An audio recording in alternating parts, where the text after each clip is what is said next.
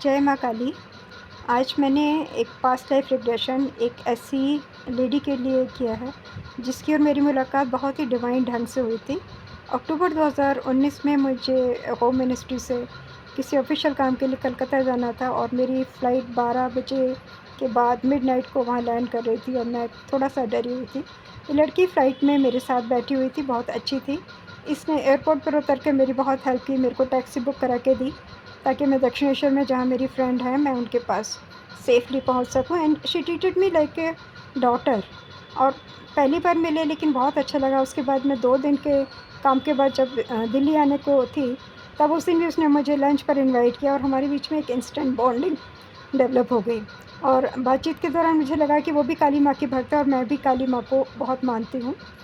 तो उसको बहुत जिज्ञासा थी कि पास्ट लाइफ रिग्रेशन क्या होता है, उसकी लाइफ में सब कुछ अच्छा है। उसके जो पति हैं वो टीनेज से ये लोग दोस्त थे और they are very happy, life में कोई कमी नहीं है। करियर भी अच्छा है, रिलेशनशिप भी अच्छी है, बट एक एक्सपीरियंस करना था। तो अभी 1 घंटे का सेशन मैंने उनके साथ लिया था। 31 साल की एज की ये महिला अपने को 15 साल की उम्र में पहुंचा सकी, जब ये कोचिंग में थी और अपनी एक फ्रेंड को देख सकी। उसके बाद 5 साल की उम्र में भीड़ में उसके फादर को एक सरकारी बंगला मिला हुआ था, वो वहाँ घूमती रही। उसके बाद माँ के गर्भ में पहुँच गई और जब मैंने पूछा उसको वहाँ बहुत अच्छा लग रहा था, उसने मुझे बताया कि फरवरी के महीने में उसने माँ के वॉम्ब में एंटर किया था और वहाँ से पोर्टल बना कर के हम उसको उसकी पास्ट लाइफ में ले गए। तो वो 1905 के पीरियड में पहुँच गई, जहाँ पर उसने अपने आप को एक एज के पुरुष के रूप में देखा, जिसकी पत्नी है और वो बहुत खुश हैं।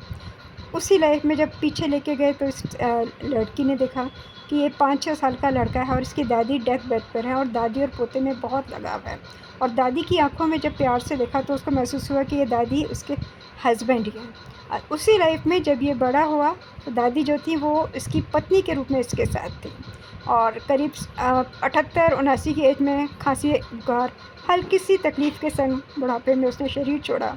और शरीर छोड़ने के बाद उसने अपने आप को देखा कि वो एक यूथफुल हैंडसम मेल स्पिरिट है, जिसे लेने के लिए कोई नहीं आया, इसलिए वो मेल स्पिरिट घर में ही सारे में घूम रही है।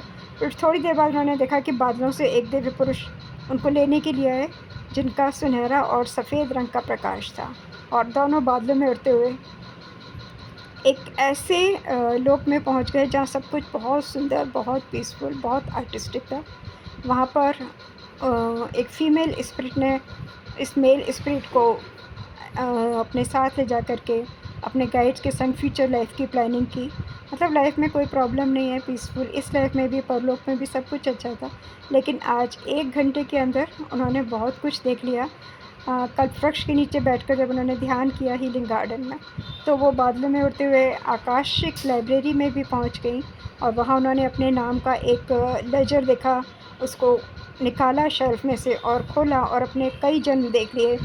एक जन्म में वो अपने पति के संग भाई-बहन के रूप में थीं, एक जन्म में उनके पिता उनके बेटे के रूप में थे और एक जन्म में वो पास्ट में वो पुरुष के रूप में थीं।